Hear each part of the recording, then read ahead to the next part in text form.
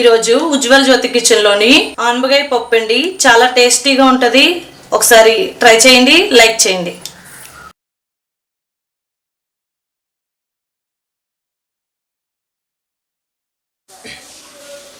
ఒక గ్లాసు కందిపప్పు తీసుకోండి. పప్పు ఆనబకాయ వండుకుంటున్నాం ఇక్కడ మనం. ఈ గ్లాస్ తోటి కందిపప్పు తీసుకోండి. ఇప్పుడు నీట్గా 2-3 సార్లు శుభ్రంగా కడుక్కుందాం వాటర్ వేసుకుని.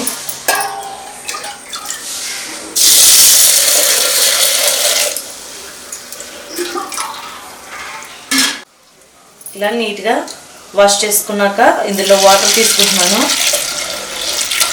ఒక 2 గ్లాసుల వాటర్ తీసుకోండి.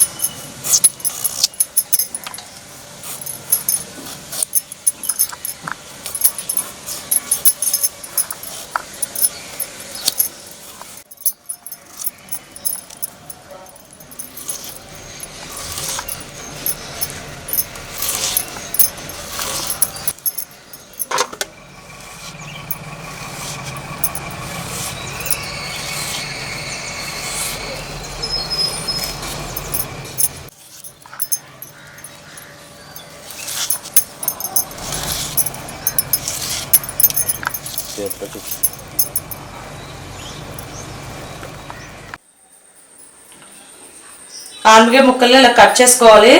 ఆనబకాయ ఫుల్ కాకుండా బద్ద తీసుకున్నాను అనమాట. ఇప్పుడు వాటర్ వేసుకున్న దాంట్లోనే వేసేసుకోండి.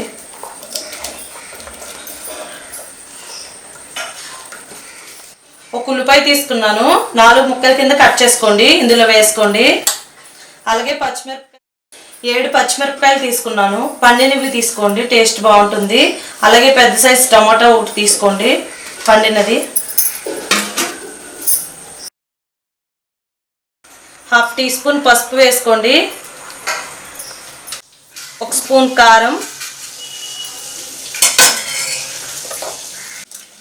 ఇప్పుడు చింతపండు వేయకుండా మూత పెట్టేసుకోండి. ముందే వేసేసారంటే మాత్రం ఉడకదు చింతపండు, మళ్ళీ కందిపప్పు అనేది ఉడకకుండా ఉంటుంది. ఇప్పుడు కుక్కర్కున్న రబ్బర్ని, మూతని, విజిల్ని పెట్టి ఉడకబెట్టుకోండి. ఇక్కడ నిమ్మకాయ అంత సైజు చింతపండు తీసుకుని నానబెట్టుకోండి. ఇది దగ్గరికి నొక్కితే నిమ్మకాయ అంత వస్తుంది. దీన్ని వాటర్లో నానబెట్టుకోవాలి చింతపండు. కుక్కర్లో నుంచి ఆవిరి మొత్తం పోయాక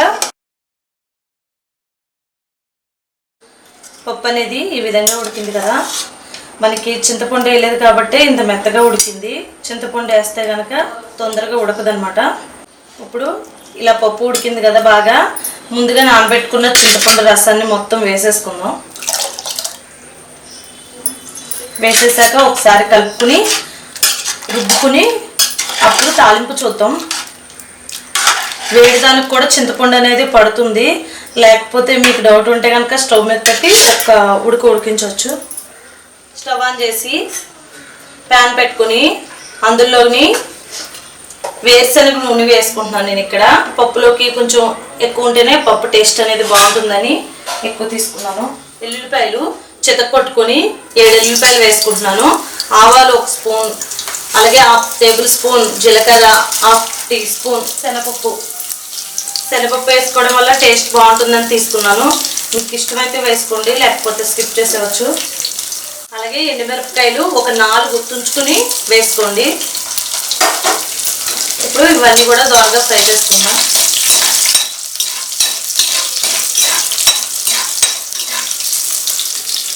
ఇలా వాటర్ని సపరేట్గా తీసుకుని ఇలా పప్పు మాత్రమే తీసుకుని ఇందులో రుచికి తగ్గట్టు ఉప్పు వేసుకుని పప్పు గుత్తి పెట్టి మెదుపుకోవాలి ఒకసారి.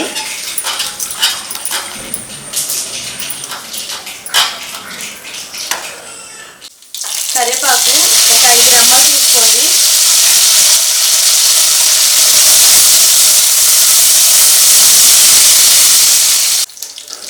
ఇంగువ 1/2 టీ స్పూన్ తీసుకోండి. ఇంగువ వేయడం వల్ల టేస్ట్ అనేది సూపర్ ఉంటుంది. కలిపేసుకుని ఇలా పప్పు మొత్తం ఇలా మెత్తగా మెదుపుకున్నాక ఇప్పుడు పప్పు నీళ్ళు ఉంటాయి కదా ఇవి కూడా ఇందులో వేసేసుకుని ఇప్పుడు డైరెక్ట్గా 2 మిక్స్ చేసేసుకుని తాలింపు పెట్టేసుకుందాం. తాలింపులో వేసేయడమే. ఇలా తాలింపు మొత్తం వేగిపోయాక పప్పు మొత్తాన్ని వేసేసుకుందాం.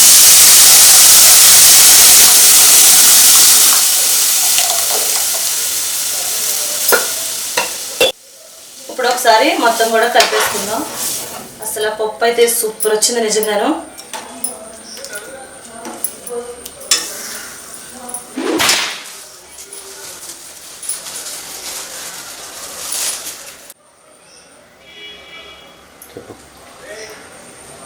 ఇప్పుడు తాలింపు పెట్టేసుకున్నాక స్టవ్ ఆఫ్ చేసేయండి. ఉప్పు కరెక్ట్గా సరిపోయిందో లేదో చూసుకుని రెడీ అయిపోయిందండి. సింపుల్గా ఈజీగా చాలా టేస్టీగా ఉంటుంది. ఒకసారి వీడియో నచ్చినట్టయితే ట్రై చేయండి. ఇప్పుడు ఇందులో కొంచెం రుచికి తగ్గట్టు ఉప్పు తక్కువ అయింది. నేను కొంచెం ఉప్పు వేసుకుంటున్నాను. ఉప్పు వేసుకుని బాగా కలిపేసుకోండి.